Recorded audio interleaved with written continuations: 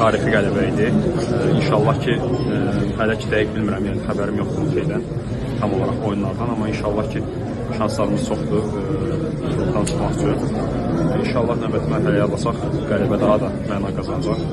Yəni belə, necə son dəqiqə qolu ilə qazandıq, bu da xüsusi bir rəng qatdı. Yəni gözəl hisslər keçirdik. Düşünürəm ki, bu xalqımızı sevindirdik. Azərkeşlərimizə təşəkkür edirəm. Soyuq havada gəldilər, bizi dəstəklədilər, möhtəşəm dəstək var idi. Sanki hamı hiss edirdi ki, qol vuracaq. Yəni belə gözəl oldu.